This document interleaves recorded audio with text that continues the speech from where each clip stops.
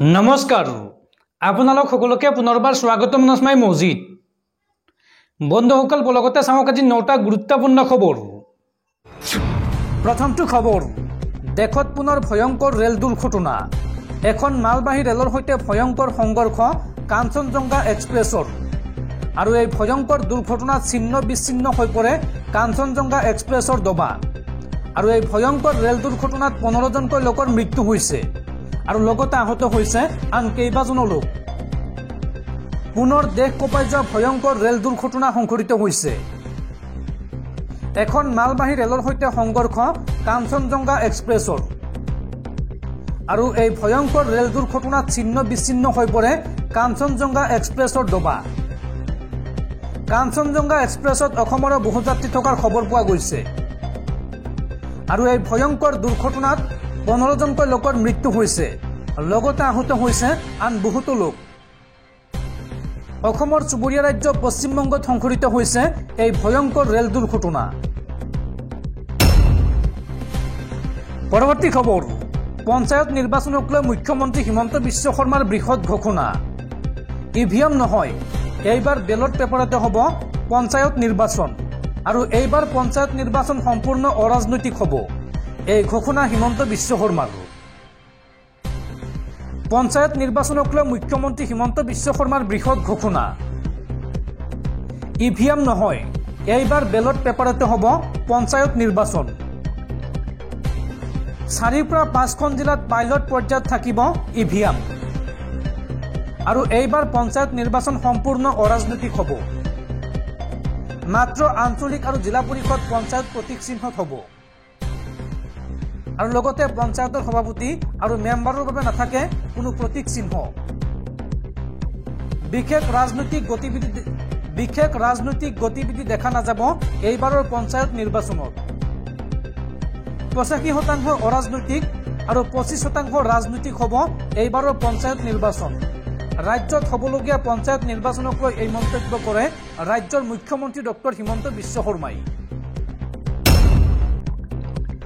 পৰৱৰ্তী খবৰ, দেশৰ কোটি কোটি কৃষকলৈ ভাল খবৰ। আজি দেশৰ কোটি কোটি কৃষকৰ বেংক একাউণ্টত সোমাব PM কিষাণ সন্মান নিধিৰ ধন। কিছু সময় পিছতে বাৰাণসীৰ পৰা প্ৰধানমন্ত্ৰী মোদীয়ে বুটাম টিপি মুকলি কৰি দিব এই ধন। আজি পুৱাৰ ভাগতে আপুনি পৰীক্ষা কৰক আপোনাৰ বেংক একাউণ্ট। কিছু সময়ৰ ভিতৰতে আপোনাৰ বেংক একাউণ্টত জমা হ'ব 2000কৈ টকা। PM কিষাণ সন্মান নিধিৰ 17 নম্বৰ কিস্তিৰ ধন মুকলি কৰি দিব কেন্দ্ৰীয় চৰকাৰে। বন্ধুসকল, আৰু বহুতো গুৰুত্বপূৰ্ণ খবৰ আছে। তাৰ আগতে আপোনাক জনাওঁ যে যদি আপুনি এতিয়ালৈকে এইটো ভিডিঅ'ত লাইক কৰা নাই তেন্তে এতিয়াই ভিডিঅ'টোত এটা লাইক কৰি দিয়ক। আৰু এনেকুৱা ধৰণৰ ভিডিঅ'সমূহ নিতৌ চাবলৈ চেনেলটো ছাবস্ক্ৰাইব কৰি কাষত থকা বেল আইকনটো প্ৰেছ কৰি ৰাখক। পৰৱৰ্তী খবৰ, সাৱধান ৰাজ্যবাসী, যিকোনো মুহূৰ্তত মধ্য অসমত বানপানীয়ে চলাব পাৰে ধ্বংসলীলা। উমৰাংচুৰ খান্দং জলবিদ্যুৎ প্ৰকল্পৰ 7টাকৈ গেট খুলি দিয়া হৈছে। আৰু এই 7খন স্লুইচ গেট খুলি দিয়াৰ পিছতেই হাহাকাৰ অৱস্থা। হুৰাহুৰে বাঢ়িছে কপিলী নৈৰ জলপৃষ্ঠ। উমৰাংচুৰ খান্দং জলবিদ্যুৎ প্ৰকল্পৰ গেট খুলি দিয়াৰ পিছতেই হাহাকাৰ অৱস্থা। মুখলধাৰ বৰষুণৰ বাবে উফন্দি উঠিছে জলবিদ্যুৎ প্ৰকল্পটো। আৰু এই প্ৰকল্পটোৰ 7খনকৈ স্লুইচ গেট খুলি দিলে বিভাগীয় কৰ্তৃপক্ষই। তাৰ পিছতে হুৰাহুৰে বাঢ়ি আছে কপিলী নৈৰ জলপৃষ্ঠ। আৰু নৈপৰীয়া ৰাইজক সাৱধান হ'বলৈ আহ্বান জনোৱা হৈছে। যিকোনো মুহূৰ্তত মধ্য অসম বানপানীয়ে বুৰাই পেলোৱাৰ সম্ভাৱনা আছে। সেয়েহে মধ্য অসমৰ ৰাইজক সাৱধানে থাকিবলৈ আহ্বান জনোৱা হৈছে। পৰৱৰ্তী খবৰ, অৱশেষত লোৱা হ'ল চূড়ান্ত সিদ্ধান্ত। ৱাইনাড সমষ্টি ত্যাগ কৰিব কংগ্ৰেছ নেতা ৰাহুল গান্ধীয়ে। AICCৰ বৈঠকত লোৱা হৈছে চূড়ান্ত সিদ্ধান্ত। ৰায়বৰেলীৰ সাংসদ হৈ থাকিব কংগ্ৰেছ নেতাগৰাকী। আৰু ৱাইনাডৰ উপ নিৰ্বাচনত কংগ্ৰেছ নেত্ৰী প্ৰিয়ংকা গান্ধীয়ে কৰিব প্ৰতিদ্বন্দ্বিতা। উল্লেখযোগ্য যে সদ্য সমাপ্ত 2024 লোকসভা নিৰ্বাচনত ৱাইনাড সমষ্টি আৰু ৰায়বৰেলী এই দুটা সমষ্টিৰ প্ৰায় সাংসদ হিচাপে নিৰ্বাচিত হৈছে কংগ্ৰেছ নেতা ৰাহুল গান্ধী। যিহেতুকে এজন ব্যক্তি দুটা সমষ্টিৰ পৰা সাংসদ হ'ব নোৱাৰে, সেয়েহে ৱাইনাড সমষ্টি ত্যাগ কৰিব কংগ্ৰেছ নেতা ৰাহুল গান্ধীয়ে আৰু সাংসদ হিচাপে কাৰ্যনিৰ্বাহ কৰিব ৰায়বৰেলীৰ পৰা। আৰু ৱাইনাড সমষ্টিৰ উপ নিৰ্বাচনত এইবাৰ প্ৰতিদ্বন্দ্বিতা কৰিব ৰাহুল গান্ধীৰ ভগ্নী তথা কংগ্ৰেস নেত্ৰী প্ৰিয়ঙ্কা গান্ধীকে। পৰবৰ্তী খবৰ, পশ্চিমবঙ্গত সংঘটিত ৰেল দুৰ্ঘটনাত হতাহত সকললৈ প্ৰধানমন্ত্ৰী আৰু ৰেল বিভাগৰ সাহায্য ঘোষণা। পশ্চিমবঙ্গত সংঘটিত ৰেল দুৰ্ঘটনাত হতাহত সকললৈ প্ৰধানমন্ত্ৰী আৰু ৰেল বিভাগৰ সাহায্য ঘোষণা। ৰেল বিভাগৰ সাহায্য নিহতৰ আত্মীয়ক দিব 10 লাখ টকা আৰু আহতসকলক দিব 2.50 লাখ টকা অৰ্থাৎ 2.5 লাখকৈ টকা আৰু লগতে প্ৰধানমন্ত্ৰীৰ সাহায্য নিহতৰ পৰিয়ালক দিব 2 লাখকৈ টকা আৰু আহতসকলক দিব 50,000 টকাৰ আৰ্থিক সাহায্য। এই সাহায্যৰ কথা ঘোষণা কৰা হৈছে প্ৰধানমন্ত্ৰীৰ কাৰ্যালয় আৰু ৰেল বিভাগৰ তৰফৰ পৰা। পৰৱৰ্তী খবৰ, পবিত্ৰ ঈদৰ দিনটোতে মক্কাৰ পৰা আহিল বেয়া খবৰ। মক্কাত অসমৰ 3গৰাকী হজযাত্ৰীৰ মৃত্যু। পদপিষ্ট হৈ মৃত্যু হৈছে অসমৰ এই 3গৰাকী হজযাত্ৰীৰ। মক্কাত পদপিষ্ট হৈ অসমৰ 3গৰাকী হজযাত্ৰীৰ শোকাবহ মৃত্যু হৈছে। দেওবাৰে মক্কাৰ মিনাত সংঘটিত হয় এই শোকাবহ ঘটনা। নিহত কেইজন কাছাৰৰ বৰফলাৰ মৌলানা ছফিউদ্দিন, হাইলাকান্দিৰ চান্দপুৰৰ সালেহা বেগম আৰু বৰপেটাৰ জৰিনা বেগম বুলি জানিব পৰা গৈছে আৰু বৰ্তমান ছৌদি আৰবৰ স্থানীয় হাস্পতালৰ মৰ্গত ৰখা হৈছে তিনিওৰে মৃতদেহ। পৰৱৰ্তী খবৰ, সাৱধান ৰাজ্যবাসী, ৰাজ্যত পুনৰ হ'ব মুখলধাৰ বৰষুণ। আগন্তুক 24 ঘণ্টাত ৰাজ্যত হ'ব ধাৰাসাৰ বৰষুণ আৰু বৰষুণৰ বাবে ৰাজ্যত জাৰি কৰা হৈছে ৰেড এলাৰ্ট। আগন্তুক 24 ঘণ্টাত অধিক ভয়ংকৰ হ'ব ৰাজ্যৰ পৰিস্থিতি। আগন্তুক 24 ঘণ্টাৰ বাবে ৰাজ্যত জাৰি কৰা হৈছে ৰেড এলাৰ্ট। ৰাজ্যবাসীক সাৱধান হ'বলৈ আহ্বান জনালে বতৰ বিজ্ঞান কেন্দ্ৰই। পৰৱৰ্তী খবৰ, উত্তৰ পূৰ্বাঞ্চলত নেৰানেপেৰা বৰষুণৰ মাজতে দেশৰ আন আন প্ৰান্তত প্ৰচণ্ড গৰমৰ প্ৰকোপ। প্ৰচণ্ড গৰমৰ বাবে বিগত 24 ঘণ্টাত দেশত 8জন লোকৰ মৃত্যু হৈছে।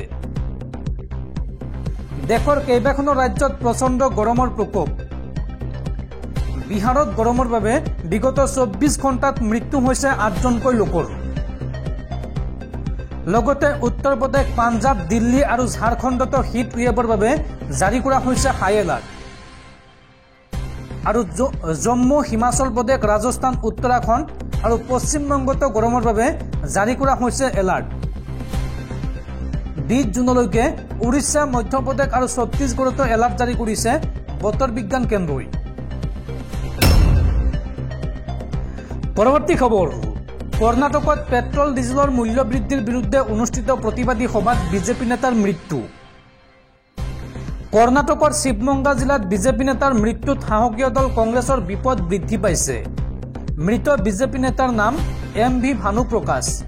কৰ্ণাটকত পেট্ৰল ডিজেলৰ মূল্য বৃদ্ধিৰ বিৰুদ্ধে আয়োজিত প্ৰতিবাদী সভাত ভাষণ প্ৰদান কৰি থকা অৱস্থাত ভানুপ্ৰকাশ হঠাৎ অসুস্থ হৈ পৰে আৰু ব্যক্তিজনক চিকিৎসালয়লৈ নিয়াৰ পাছতেই মৃত ঘোষণা কৰা হয়।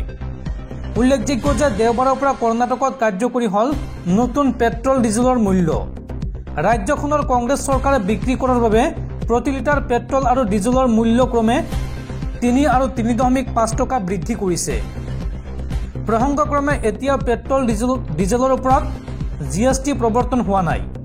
বিজেপিয়ে এই সিদ্ধান্তৰ বিৰুদ্ধে ৰাজ্যজুৰি প্ৰতিবাদৰ আহ্বান জনায় আৰু সোমবাৰে শিৱমোগাৰ জিলা সদৰত অনুষ্ঠিত প্ৰতিবাদী সভাত সম্বোধন কৰি নেতাগৰাকীয়ে ভাষণ দিয়া আছিল। স্বাভাৱিকতে বিজেপি নেতাৰ এনে কৰুণ মৃত্যুক কংগ্ৰেছ চৰকাৰ অস্বস্তিত পৰিছে। দেওবাৰে বিজেপিয়ে ইন্ধনৰ মূল্য বৃদ্ধিৰ ওপৰত প্ৰশ্ন উত্থাপন কৰে। নিৰ্বাচন শেষ হোৱাৰ লগে লগে কংগ্ৰেছ চৰকাৰৰ প্ৰকৃত ৰূপ ওলাই পৰিছে বুলি উল্লেখ কৰে বিজেপি দলে। আনহাতে এই সন্দৰ্ভত কংগ্ৰেছে কয় যে বিজেপি নেতৃত্বাধীন কেন্দ্ৰীয় চৰকাৰে ৰাজ্যখনৰ প্ৰতি কৰা ব্যৱহাৰৰ বাবে ৰাজ্য চৰকাৰ আৰ্থিক সংকটৰ সন্মুখীন হৈছে। কেন্দ্ৰীয় তহবিলত জমা হৈ থকা ধনৰ এটোপালো কেন্দ্ৰৰ পৰা পোৱা নাই কৰ্ণাটক চৰকাৰে। সেইবাবে কৰ্ণাটক চৰকাৰে ইন্ধনৰ ওপৰত কৰ আৰোপ কৰি ৰাজহ বৃদ্ধি কৰিবলৈ বাধ্য হৈছে। পৰৱৰ্তী খবৰ, ৰাজ্যত পুনৰ ভয়ংকৰ ঘটনা। এইবাৰ বোকাখাতৰ ৰঙাগড়া চাহ বাগিচাত চাঞ্চল্যকৰ হত্যাকাণ্ড। ডিঙি কাটি হত্যা বিবাহিত মহিলাক, হত্যাকাৰীৰ আত্মসমৰ্পণ। গোলাঘাট জিলাৰ কমাৰগাঁও আৰক্ষী থানাৰ অন্তৰ্গত ৰঙাগুৰা চাহ বাগিচাত দেওবাৰে দিনৰ ভাগত সংঘটিত এক লোমহৰ্ষক হত্যাকাণ্ডৰ ঘটনাই জোকাৰি যায় সমগ্ৰ অঞ্চল। জানিব পৰা মতে ৰঙাগুৰা চাহ বাগিচাত খৰি বিচাৰিবলৈ যোৱা ৰঙাগুৰা ঘাটৰ নিশা ভুই নামৰ বিবাহিত মহিলাগৰাকী বহু সময় ধৰি উভতি যোৱা নাছিল ঘৰলৈ, যাৰ বাবে মহিলাগৰাকীৰ শাহু আৰু কণমানি পুত্ৰই মহিলাগৰাকীক বিচাৰি যাওঁতে বাগিচাৰ ভিতৰত তেজেৰে লুতুৰি বুতুৰি অৱস্থাত প্ৰত্যক্ষ কৰি বাগিচাৰ ৰাইজক খবৰ দিয়ে। ইফালে ঘটনাস্থলীত স্থানীয় ৰাইজে আৰক্ষী থানাত খবৰ দিয়ে আৰু ঘটনাস্থলীত কমাৰগাঁও আৰক্ষী উপস্থিত হৈ মহিলাগৰাকীক মৃত অৱস্থাত প্ৰত্যক্ষ কৰে। পাছত ঘটনাস্থলীত স্থানীয় গাঁওৰক্ষী বাহিনী আৰু দণ্ডাধীশৰ উপস্থিতিত আৰক্ষীয়ে মৃতদেহটো উদ্ধাৰ কৰি মৰণোত্তৰ পৰীক্ষাৰ বাবে গোলাঘাটলৈ প্ৰেৰণ কৰে। আনহাতে এই হত্যাকাণ্ড সংঘটিত কৰা বুলি ৰঙাগুৰা চাহ বাগিচাৰ অভিষেক ওৰফে বাদল বাগটি নামৰ এজন যুৱকে কমাৰগাঁও আৰক্ষী থানাত আত্মসমৰ্পণ কৰে।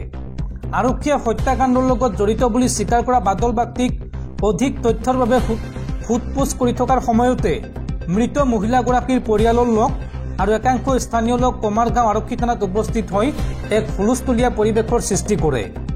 উপস্থিত লোকসকলে দোষীক কঠোৰ শাস্তিৰ দাবী জনোৱাৰ লগতে একাংশই ফাঁচীৰ দাবী জনাই পৰিৱেশ উত্তপ্ত কৰি তোলে। ইফালে আৰক্ষীৰ জালত হত্যাকাৰী বাদুলে ব্লেডেৰে ডিঙি কাটি হত্যা কৰাৰ কথা স্বীকাৰ কৰে। আনহাতে সমগ্ৰ ঘটনাটো অবৈধ প্ৰেমৰ বাবে সংঘটিত হোৱা বুলি একাংশই সন্দেহ কৰিছে যদিও আৰক্ষীৰ তদন্ততহে পোহৰলৈ আহিব হত্যাকাণ্ডৰ আঁৰৰ ৰহস্য।